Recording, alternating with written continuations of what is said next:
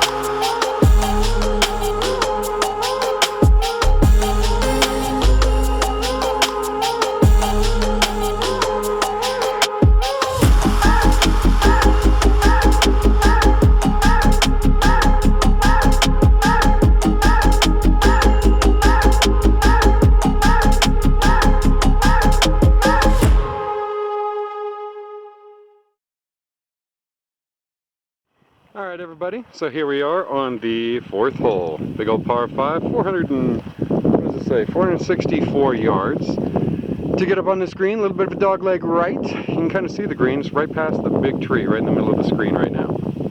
So yeah, I mean pretty wide open though. Hit anything you want, just don't snap it left and you'll be alright. Let's give it a whack, check it out.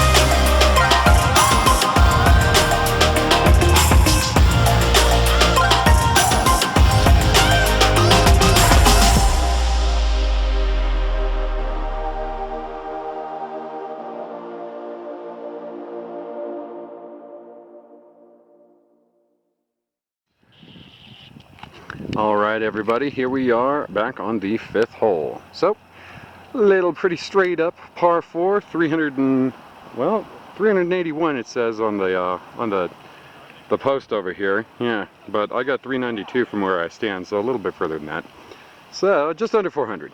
Anyway, yeah, so pretty wide open though. I mean, pretty straightforward hole. Again, it bends a slight bit to the right, so a ball on the right side is not going to have to deal with that bunker. If you snap one left, then you will. So yeah, tree lined on both sides though. So I mean, pretty wide open fairway, but there's definitely jail to be dealt with if you screw it up. So let's give it a crack and check it out.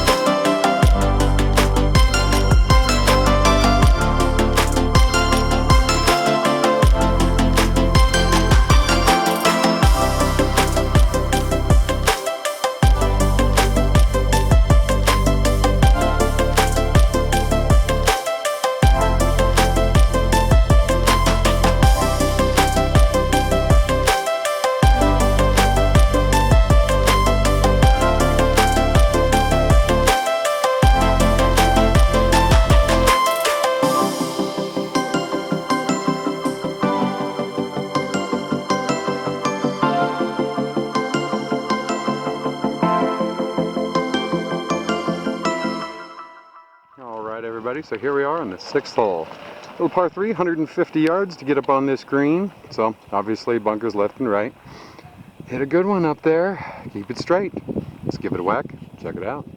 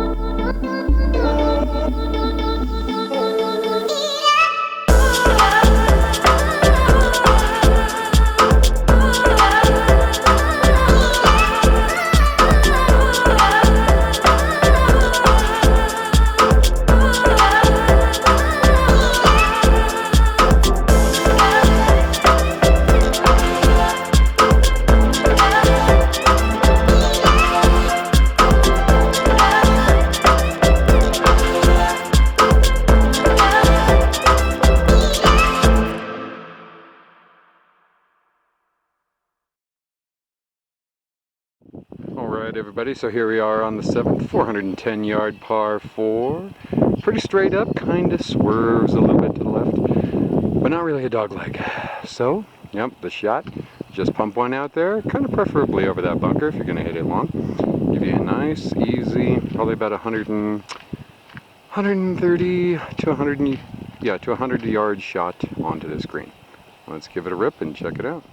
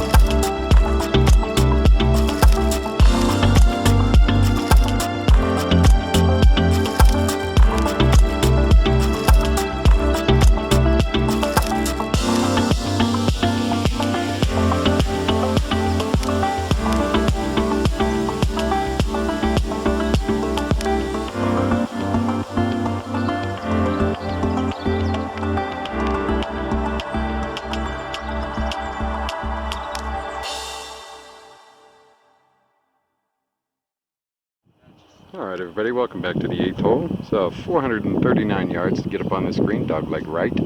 So yeah, just pump one out there, no real reason to bomb it unless you're going to hit a big cut. So yeah, let's give it a whack, check it out.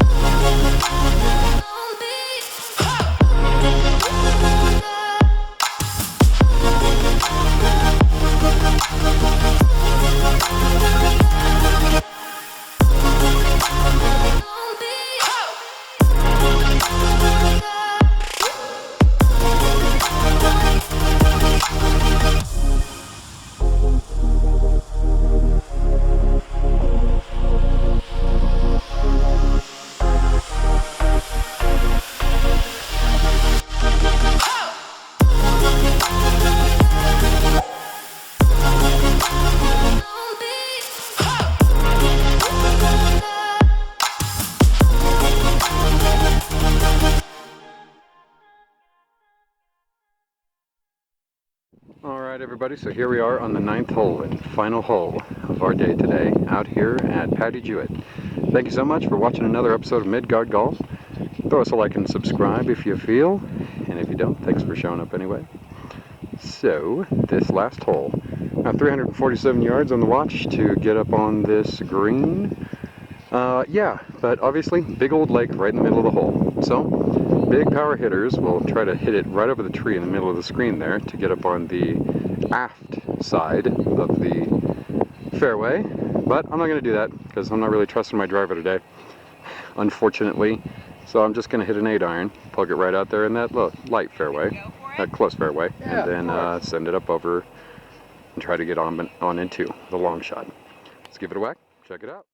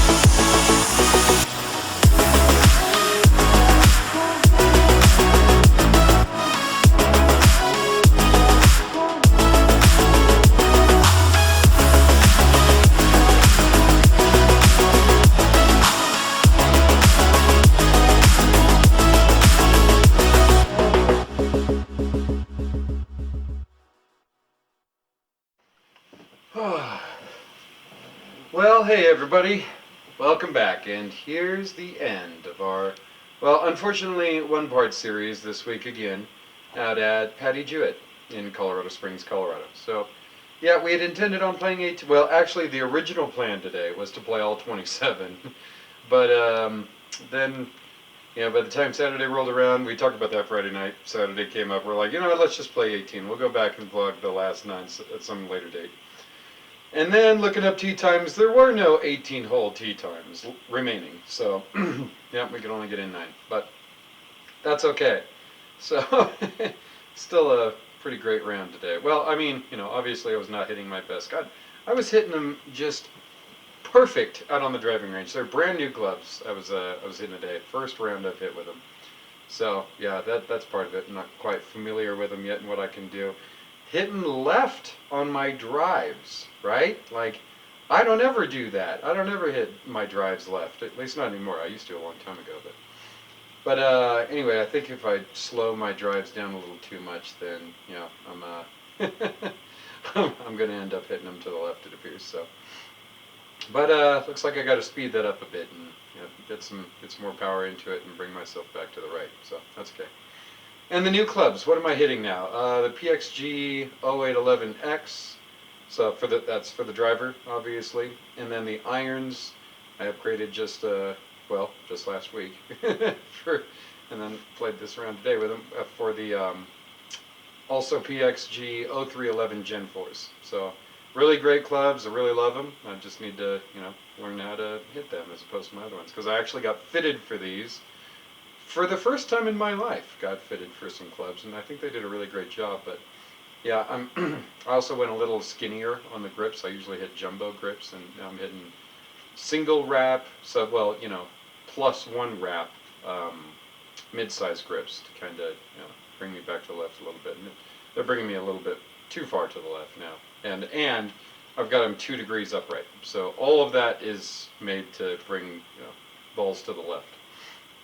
Which, on a weird day with my old clubs, I could still hit them to the left if I wanted to. Which happened to be the day I was getting fitted. I was hitting, 1 degree flat actually to the left, and I'm like, okay, look, I can do that. Today's just a weird day where I'm pulling them all, but normally my miss is to the right. So anyway, I got them stacked up like I wanted. But yeah, so now I'm pushing them a little, or pulling them rather a little too far to the left. So I'll square that away. Yeah, I just need to get my swing back to more vertical, like I typically like to do, right? But yeah, every time I get a little laid off, then it's gonna be a left bound shot. So anyway, yeah, that's how I make it happen when I want to make it happen. And then I think I was crowding the ball a little bit too much today. So anyway, things I got to work on.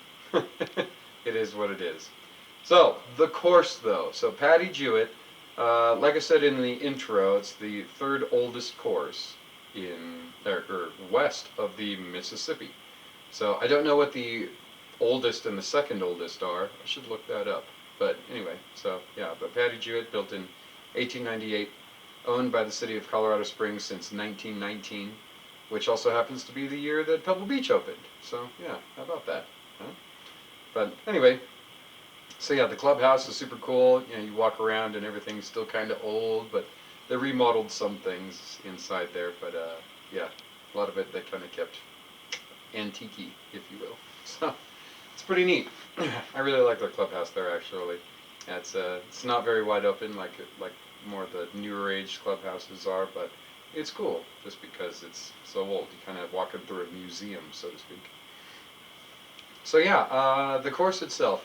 I mean, and you'll see when we play the other two courses as well. It's an easy course, right? I don't think I lost a single ball all day. So yeah, even despite my still not great playing, but when I'm getting used to new sticks, that's going to happen. You're going to have to change a couple of things just to get used to them again and trust them. I think slowed my drive down a bunch, and yeah, I need to speed that back up to bring me back to where I need to be.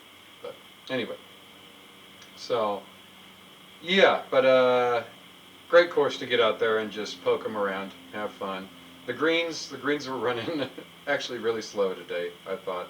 So the greens out there do get a little bit faster. They get up to, I want to say, about an 11 today. They were probably rolling about an 8 or a 9, so super slow, which was killing my chipping. I almost actually dunked a chip that I don't think was on camera, but the second par 3, I ended up rolling it into the flag stick, so that was a heck of a chip. Almost chipped it in for bird, but no dice, and then I missed that 2-foot putt. Unbelievable. Unbelievable. But that's what happens when I don't, take him second and line it up and actually give it a little bit of read, even though it's just a 2-footer, in order to make sure that thing's going in the cup. But doesn't matter. It's 2 feet. It should go in every time, right? Yeah, no, yeah, we all know that. But anyway, yeah, the course is usually in pretty good shape, I'd say. So, and so is Cherokee Ridge, right? Like I was saying last week, I believe. I don't know what it is. The city really finds some good greenskeepers out here for their muni courses, and they really take good care of them. Fairways, yeah, same story. Always in great shape. So, yeah, and the rough's trimmed down to I'd say amateur height, right? So you're not looking at shooting your ball out of 4-foot or 4-inch tall grass. Yeah, for that. When you're in the rough. Let's see here, the sand, we were never in the sand today. I hit one in the bunker, but we opted to go with Jeremy's, so, which wasn't in the sand, just because I didn't want to hit out of it. But he went in there to retrieve my ball for me and said that it was pretty hard panning when it was in there, so yeah, I guess the sand could be a little softer. But yeah, so if you go out there, I guess be expecting to kind of be hitting out of some more on the hard pan side sand, from what Jeremy says when he got my ball and brought it back. But yeah, yeah. Apart from that, this time of year, autumn. So what is it? October 17th. Yeah. I mean, in my opinion, best time to get out there and play Patty Jewett, just because there's so many trees on the course, and they're all the kind of trees that are going to change color. Not a whole lot of pine out there. They do have some pine out there, but not much. Everything else is going to change. So autumn, this time of year, after the trees start to change, is really what brings that course to life, in my opinion. Yeah, love it. Let's see here. The practice facility. Practice. Well, okay. Before I do that, yeah, the greens themselves and the breaks on the greens. I didn't talk about that. So yeah, one thing that kind of surprises me about Patty Jewett is, I mean, the breaks are very obvious. So most courses here in the Colorado area, you're playing the mountain. You know, the mountain actually has a say in what your breaks are going to be on the greens. So, you know, that really frustrates a lot of people.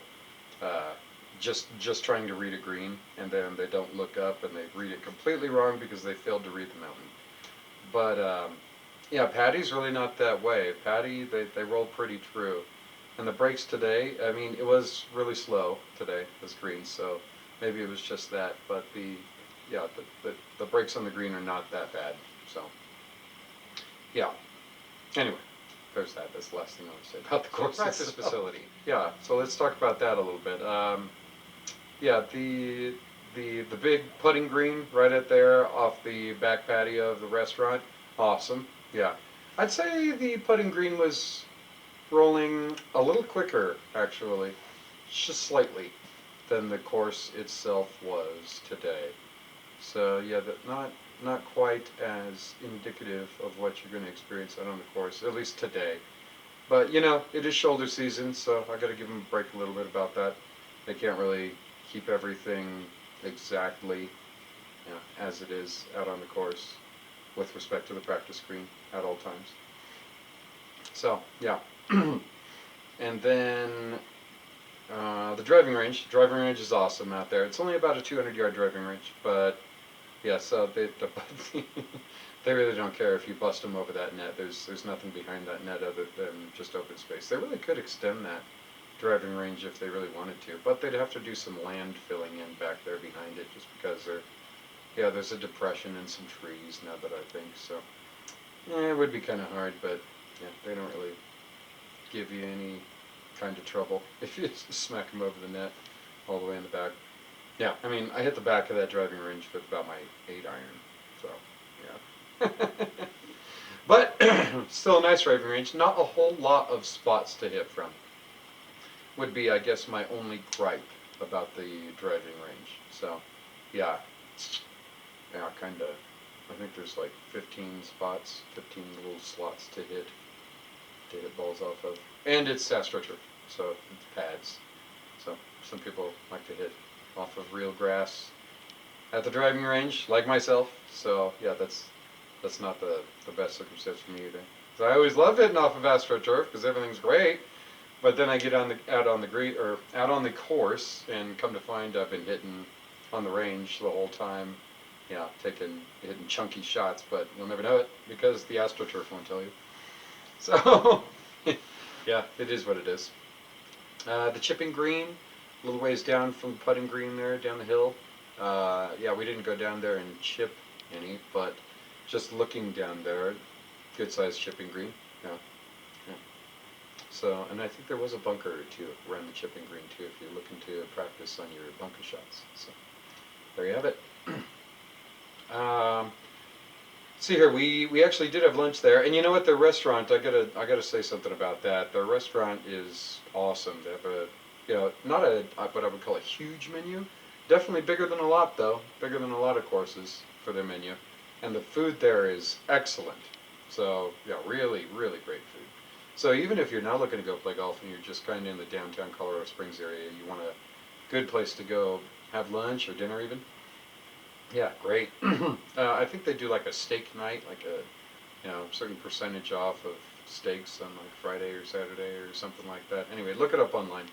They do a night, or at least they used to. I guess it's been a while since I've attended the steak night down there. But yeah, really good steaks. And interesting thing about Patty Jewett, they used to a long time ago, and I haven't really, since COVID, right? Uh, yeah, I've been down there late enough to take note. But they used to have kind of this strange nightlife at Patty Jewett after hours. So yeah, a lot of people hanging out there, just having fun, kind of using it as a bar scene, I guess you might say. So nice big patio. The dining room itself is probably about half the size of the patio, but yeah, so fun times. The bar itself, great. Yeah, they're fully stocked. So they they had the necessary stuff to make my old fashioned. So yeah, that was great for me. But yeah, I doubt there's going to be a whole lot of drinks that you would want to order there that they won't be able to make. So yeah, well maintained and stocked bar for sure. Let's see here. The staff there. Yeah, the staff pretty good. Yeah, I'd say. Every once in a while, I go there and there's a staff member who's a little frank, I would say, a little short. Yeah, like he's just having a bad day or having a busy day and kind of letting it get to him. But most of the staff there is pretty great. Yeah, I'd say very laid back folks, very chill. Hmm. And I don't think of all the times I've played there, I don't think I've ever even seen a marshal out there. So yeah, I'm not even sure if they have marshals now that I think of it. Never even seen one like out in the distance riding around. But yeah, so this is what it is. For some reason, when I thought marshal, I thought carts, and then I thought walking. So we walked the course today, and I pretty much always walk Patty. I mean, it's in my opinion, it's the easiest walk in town outside of the little par three tracks around town here and there, like at Cherokee Ridge and Sand Creek. So yeah, well, Sand Creek's not a real par three course. There's two par fours on it. But anyway, yeah, easy walk. So if you're a walker and you just want to kind of have a nice, easy walking day, yeah, Patty's super easy to walk. Yeah, you're gonna have a nice little stroll and no sweat, for sure. Definitely don't need a cart out there. If you're in good enough shape to walk it, then yeah, you'll be just fine. Let's see here. Now I'm bouncing all around in my head since I went back to the course quality. Yeah, I think that's about it for the review. Oh, well, no, the patrons. Okay. So the patrons out there, I mean, you're going to get a bunch of city people, right? So I've never been out there and had any kind of experience with any kind of rude patrons or pretentious, you might say. So all just good folks who hang out there. I mean, if you're at Patty, you're there to, putz around, have a good time, just enjoy life. So yeah, patrons out there, got to give them an A plus. So yeah. And same with the staff. That the one guy that I mentioned earlier, who works out there, but I haven't seen him in a long time, so he may not work there anymore. But everyone else out there, yeah, pretty great folks. So the kind of people you're going to see out there, both on the patron and the staff side, yeah, pretty great. And shoot, I usually start with the price point, don't I? But yeah, today I guess I'm going to end with it. So the price point, what was it, for 9 holes, $27. I think it's another $8 with the cart, so that, or no, I'm mistaken. No, $24. That's right. I mean, I think it's 48 for 18. Mm-hmm. So just double that. And yeah, it's another 8 with the cart though. So you're looking at what, 32 with the cart for 9 holes. And then for 18, I think it's the same cart fee. I think it's still just 8 on 48. So you're looking at 56 with a cart to play. Yeah. Yeah, you know what? I'd say that's worth it. Yeah, that's right on par. Maybe, some people might say, it's a little expensive for this course. But just for the sake of the location, right? That it's right there near downtown. in a beautiful neighborhood. So you could go play around to golf, and then you're like 5 minutes away from being downtown and going and having fun doing whatever else you want there too. So the convenience of location, I'd say, yeah, make it worth that extra little bit that some may otherwise say is overpriced. Yeah, or give cause to it be overpriced as a course all by itself. So anyway. Yeah. So I think that's about all I got to say about Patty. One of these days I will get out there and vlog the other 18. So I might end up doing them just as, standalone 9-hole vlogs. I don't know. So I don't know if they do a prairie and oh wait a minute. What's the other one? We played the Peak today. Prairie and Plains. That's right. And one of them has some holes that I actually really like on it. I can't remember which one it is. Let's see here. I think it's actually the Plains. Yes.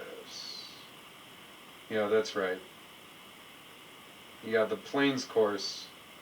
See here, the 5th and 6th hole I really enjoy. They're really cool. They play around this lake. Well, there's a couple of lakes right there, so yeah, water hazard on them, but but there's some pretty holes out there. So one of these days I'll get out there and vlog both of the other 9s for you. But yep, for now, the Peak, that's what you get. And the Peak's got that signature 9th hole, so where you got that giant lake. It's the only water hazard on the Peak course. And yeah, a lot of people like to try to bust it over that. I've cleared that lake a lot of times. And it's funny, you'll get out there and play kind of later on in the season. So, which I might very well do. I might vlog the other 2 9s at Patty on into November here. But it will be cold enough to where the lake will be frozen. And when that happens, it's so funny. You'll see all these balls out there on top of the ice on the frozen lake, and people will be tempted to try to get out there and get their ball, but it doesn't freeze over that much. So if you go out there and try to get your ball on top of that frozen lake, yeah, you're going through. You're going for a cold swim that day, guarantee it. So don't do that. Sorry, you lost your ball. As if it was just water. It is what it is. So anyway, I hope you guys enjoyed this video today out at Patty Jewett. I've been talking about it for the last however long, and then I spaced what the name was right at the end there. So yeah, out of Patty Jewett, and yeah, hope you come back and see us again. The next video this Wednesday, finally, I'm playing in that tournament. Unless knock on wood, something happens and it snows again. So it's going to be a chilly round out there. It's only supposed to get up to 60 degrees that day. Hopefully the weatherman's a little bit wrong and we get a little bit warmer than that, but 60 is just fine. You'll be able to play that. So I'll be playing the Broadmoor East course, and yeah, Austin should be out there to film it for me, so I won't have to worry about doing the camera work. Hopefully I'll be able to play a little bit better, not having to film and play at the same time. That'll be alright. So yeah, but we'll see. Either way, it's going to be a fun day. Yeah, I'll go over what the Becky Baker Foundation is all about again. Yeah, in the next video on the Broadmoor East course. So yeah, but anyway, there's a little precursor right now. Just have them in 2 videos, if you will. Give them a little plug, so to speak. So the Becky Baker Foundation, they pay for breast cancer screenings. So for ladies who either their insurance doesn't cover it, or they don't have insurance, or whatever the case is, they can't afford to go in and get breast cancer screenings, this organization, or this foundation, I guess, pays for them. So anyway, yeah, catch it early and have a better chance of beating it. So I think that's a great cause.